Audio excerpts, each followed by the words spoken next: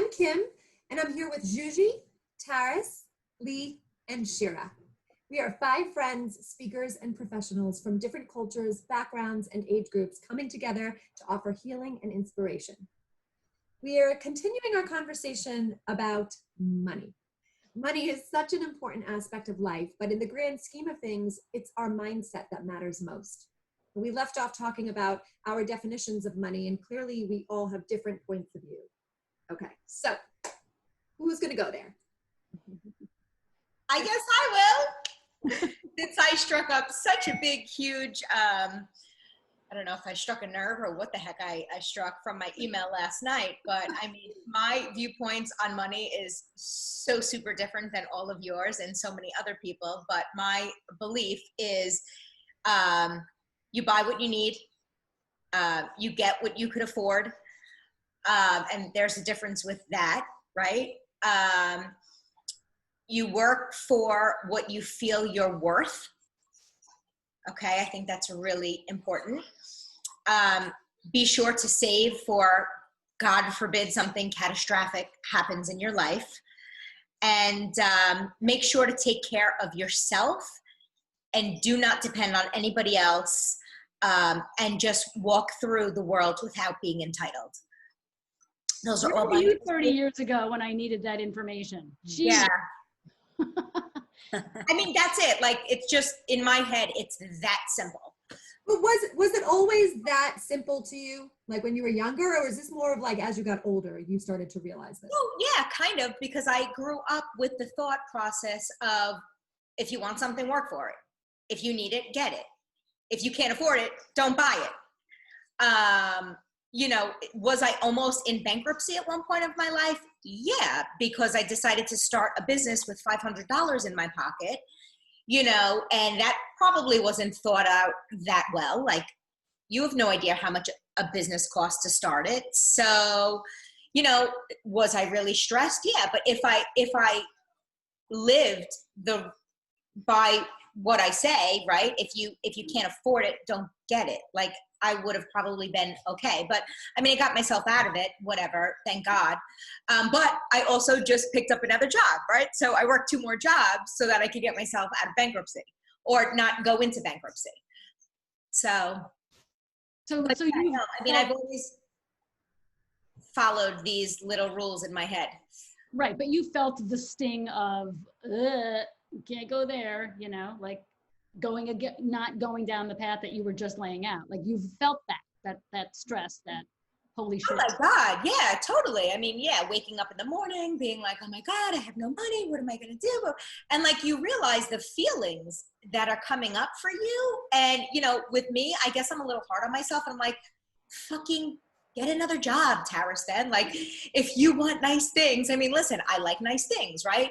I'm not totally materialistic, but I like really good food, right? So I'm a foodie. Food is very expensive, right? So if that's the lifestyle I want to eat, really good food, and I'm a supplement junkie, supplements are expensive. I live a really healthy lifestyle. If that's the lifestyle I want to live, I need to work for it.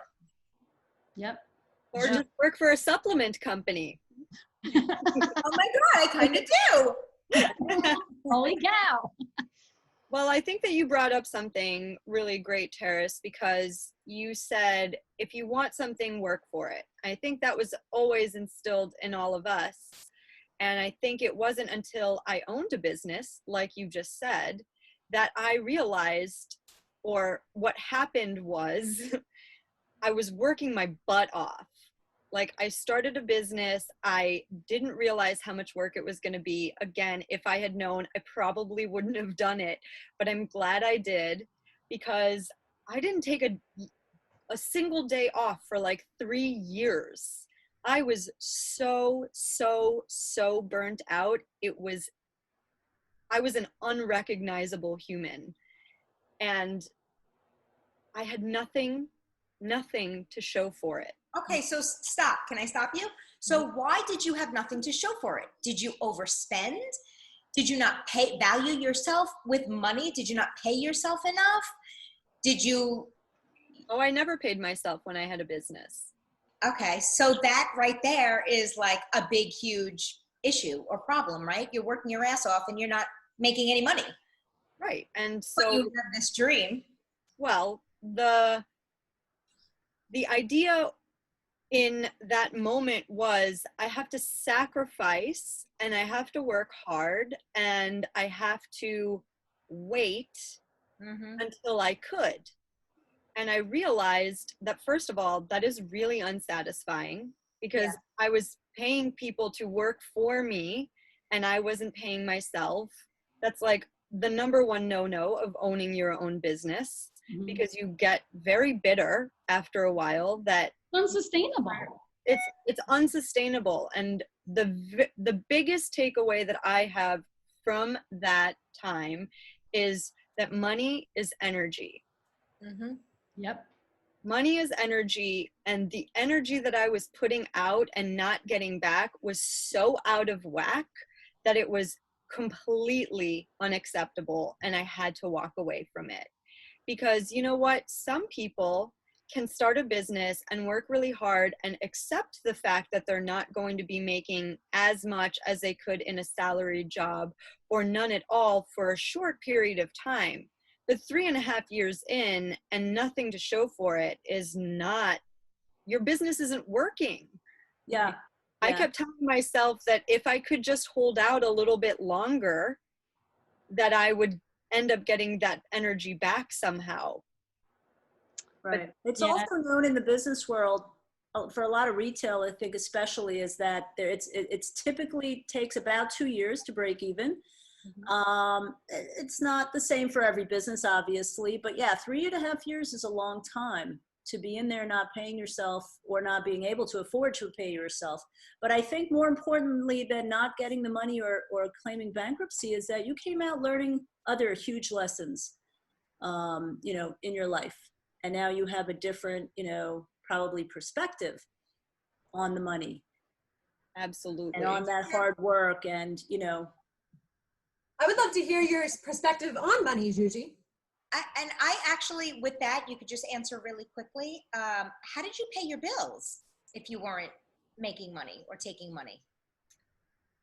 Well, that brings us to the depending on other people, Terrace, because I was married and my husband was paying our rent and our bills. And, you know, they say that owning a business is a huge strain on a marriage. There were other strains on the marriage, but that certainly was one of them. You know, barely seeing each other and being consistently stressed about our financial situation was tremendously stressful, especially for him. He was very regimented with money and very frugal with money. And so to put this pressure on him as the sole provider in our family was just so, it was too much. It was too much. And if there was one thing that I would want to apologize for in our relationship, it would be putting that on him, because he didn't deserve that. And it was my dream, not his. You know, it was my project, not his. But I can't say that that wasn't a lesson that he needed to learn himself, you know, to sort of give up his autonomy in that situation and him rethinking what it means to be in a relationship in that sense. But my perspective on money now is I don't want it to be the point of life. I don't want that to be the underlying reason why I do anything. I want to be of service to people. And I realized that being of service doesn't have to mean putting myself at the bottom of my own priority list. And if I come from a place of genuine support for other people, then whatever energy I get back for that will always feel the most good and the most genuine. I agree with you 1,000% on that. Yeah, that's been a very, very, very long time coming lesson for me, because like I said, I always deferred decision making in so many capacities of my life And I realized that if you always do what you've always done, then you'll always get what you've always got. And, you know, something that I learned the very, very hard way is when you have money stresses, it infiltrates almost every area of your life because it impacts how you see yourself. And so if you're not making enough and you're always behind the 8 ball and you're not aligned with the people that you're supposed to be aligned with, in my case, it was my ex, that was a huge source of stress for us. And I just, in my heart, always knew what I thought was the right thing, but kept getting pulled into another camp and not standing my ground. And so I realize now how harmful it was. But when I think back on the years of, because we didn't save and we spent more than we had. I mean, I did all the wrong things. And then I blamed because I was waiting for someone to rescue me, I guess, or just waiting for like the big hit to happen. Just wait, I'm so confused. What do you mean you're waiting for someone to rescue you? Like when you don't trust yourself, when you defer your decision making to other people, you're like, and I've said this before, like, oh, they'll figure it out. And there have been times where my father had to save us and, you know, loan us money and give us money. And it was just this really shitty, sinking feeling of, I don't know what to do. Yeah, but it sounds like also maybe you weren't taking responsibility. Totally. Right? Like if you were deferring to other people to fix your problem and that they should see it and they should fix it. Well, you know, interestingly, I was always the one to go back to get like the steady paycheck, you know? So I felt a little bit like Juju, like I'm working so freaking hard. I'm raising my children. I'm keeping the home. I have a full-time job and I have nothing to show for it because we spent more than we had. So when you, I always love to be clear on this because this is like, so one of my principles, don't spend what you can't afford. So like, what were you buying? Like, were you buying clothes? Were you buying vacations? Were you buying toys for the kids? Whatever it was that we were buying, there was no track keeping. You know, like as much as I tried to keep track, I always felt there was chaos around it. There was always chaos around money for me. That's the truth. Yeah. It was chaotic. I couldn't make sense of it. It wasn't simple. It wasn't clear. It wasn't gone over. It wasn't discussed. We weren't aligned. So you didn't have a budget. You didn't take a percentage, save it. You didn't. Okay. Yeah, it was, and it wasn't aligned. That's the thing. When you're not aligned on the big ticket items in your relationship, it's chaos. And I take responsibility for not being stronger about that. I tried to be. I feel like I was shut down a lot. And whenever I would say certain things, it was like, well, then you don't believe in me. Because the believing part was we're going to hit it big one day. And then when we actually had some success, we spent like crazy. Like, because I was like, oh, no, it's never going to end now. Like, everything's awesome now. I never saw it ending. And it went to worse than it ever was before the successful times because we weren't mindful, because we didn't pay attention, because I didn't pay attention. Mm-hmm. And so it's so important that I have learned this at all. I know I was a little older when I learned it, but hallelujah that I did. Yeah. Shira, you talked about paying attention, like not paying attention.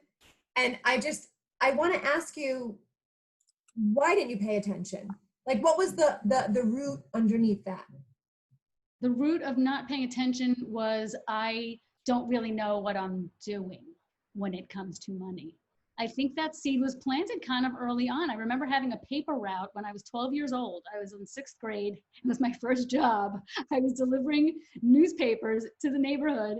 And I distinctly remember I had a little notebook and I had to like keep track of the debits and the credits and I would get tips. And I just remember the books being like a little bit of a shambles. I remember that feeling of like, oh, I don't know if I made money or if I didn't make. I just remember, and you know, we talked about our childhood is like, we're so anchored in some of these beliefs and that definitely stayed with me. And so I was just like, you know, oh, by the way, my dad's an accountant. And I'm not blaming him in any way, shape or form, but there was look, I had to sit down with the birds and the bees. I had to sit down about other conversations, never had to sit down about money, ever.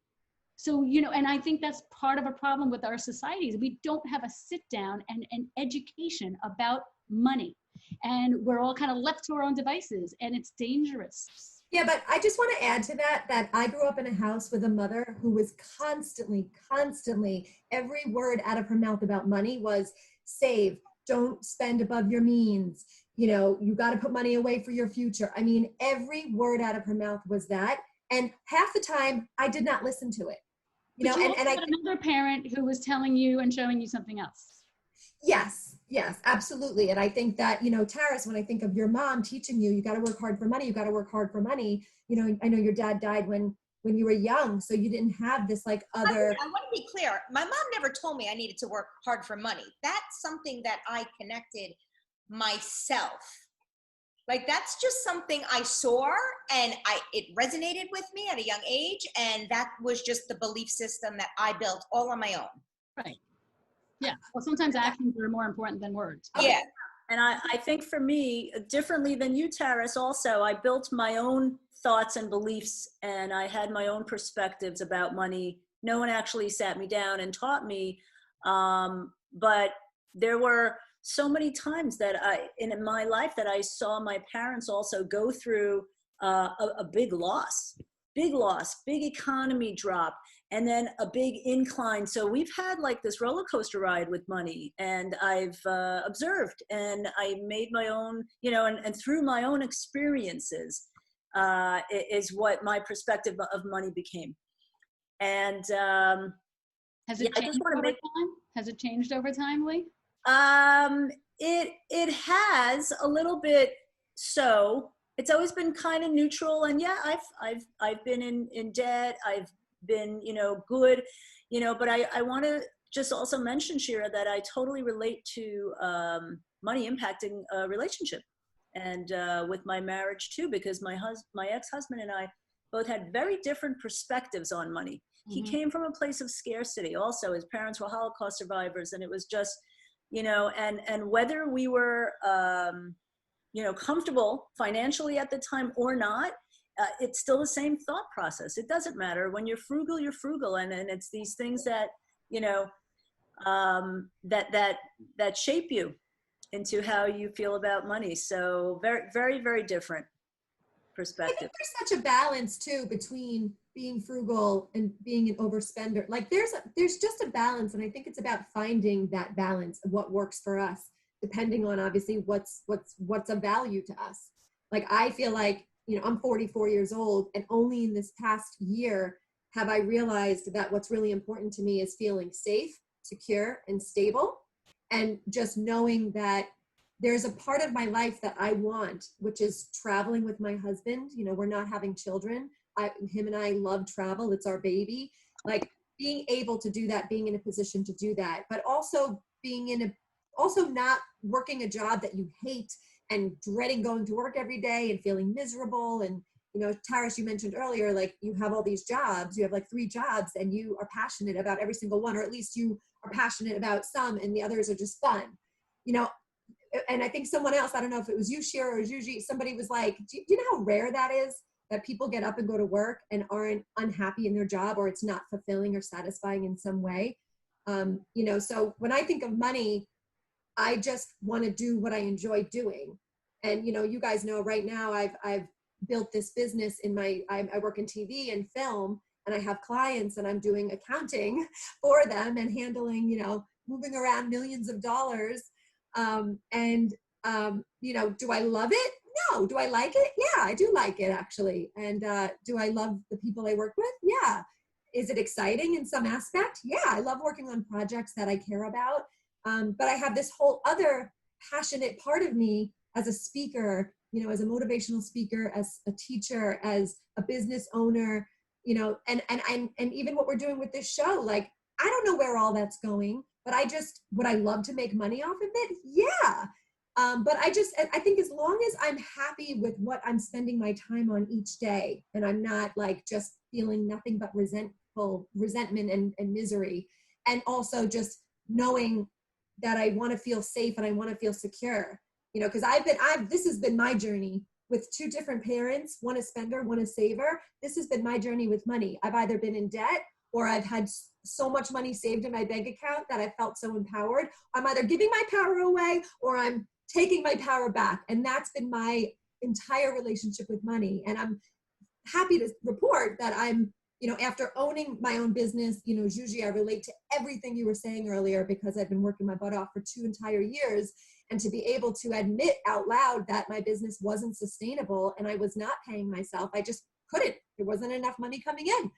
And it's hard to have those conversations with yourself. But at the end of the day, I think it's just goes back to like what makes you feel comfortable and what makes you feel good. It's like about feeling good around money. And I'm 44, I'm ready to have a healthy relationship with money. I feel like this is not a healthy relationship. Like now I'm ready for it to just be like this. Yeah. Or like this. Yeah. Right. And I think as long as you're in that thought process, that's what it will be, because our priorities are not money, obviously. Our priorities are different. Like you said, you want the safety, you want the security, you want to have a good life. And if that's where our focus is and our energy is, that's going to help to, I think, create that where we don't even need to think about money so much. There's a discipline attached to it for sure, for those people who do spend frivolously and don't, have any kind of accounting for anything that they spend, and then they realize they're in debt. But such a broad topic. It's amazing, and I think we're gonna wrap it up. But I just wanted to say one thing before I would love for each of us to sum up in like a sentence or two what your biggest lesson over your lifetime has been about money. But it's also very interesting to note that with everything that's happening in the world right now, I think so many like concepts and systems are being reevaluated right now, even money. Like, I'm just so curious to see where this is all kind of gonna go, because I think people are really stepping back going, oh my God, I'm working so hard. Like, it's not just limited to us, people work so hard, they feel like they have nothing to show for it. They wake up going to a job miserable. Like, all of that needs to be reevaluated.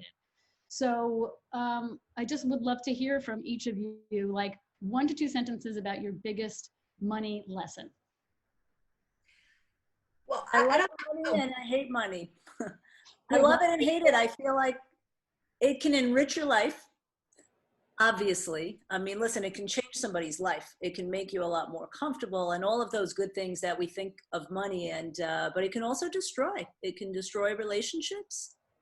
It can just destroy businesses with the lack of money.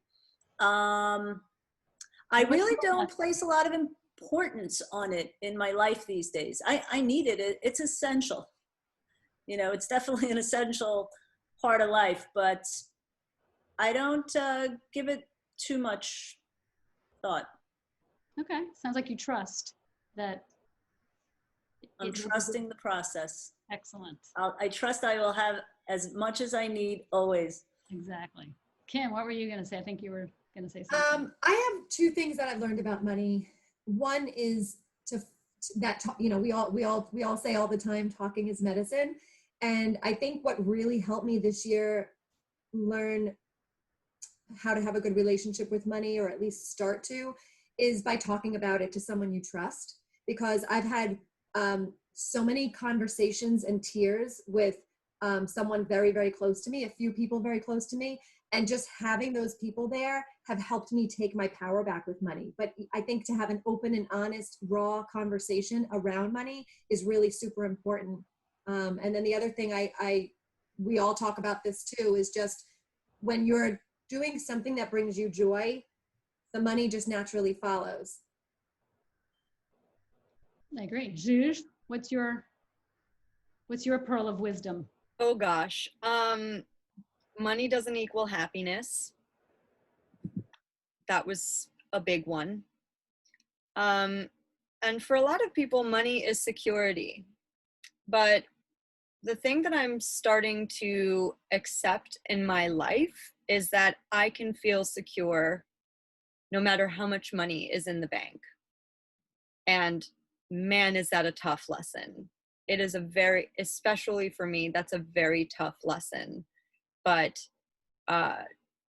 getting there has been some of the most amazing realizations about myself in my life and how money is not my value. Tara? Yeah, I think that I am going to have to go with live in your moment, live in your now. We do have to save and protect ourselves. But, you know, if something is going to make you happy at that moment and you could afford to do it because it's going to be more about the experience in the long run than it is in value. I love that. Yeah, I love that. I will end by saying that I am loving this curl right here on Taris's face. I was just going to say that. Just for fun. But I think what I've learned most is how I perceive myself around money and how that has changed in so many positive, powerful ways. Because the way I used to perceive myself, like I've mentioned, is sort of, I guess, like inept, insecure, don't really know what I'm doing around it, etc. And so now when I meditate, I really see myself, I really believe in visualization. I really see myself being smart with it and being okay with it and being grateful for it. You know, somebody said one time, whatever you think about and think about, you bring about. So I really believe in being grateful for what I have. And I know in my heart now that I am absolutely and will always take care of myself financially. And I can't tell you how good that's a huge, huge, huge. It's such a great feeling. It's just such a great feeling of accomplishment. That's trust, Shira. You know, trusting yourself with money and with decisions. Mm-hmm. I what an interesting conversation this has been today. So many You want to go shopping? It's just Online? Here you go. But now it is time to wrap up this episode. So if you like our videos, please subscribe to our channel and be sure to let us know if you have any topic requests or questions by commenting below. And we will see you soon. And we thank you so much for watching. And stay safe, everyone.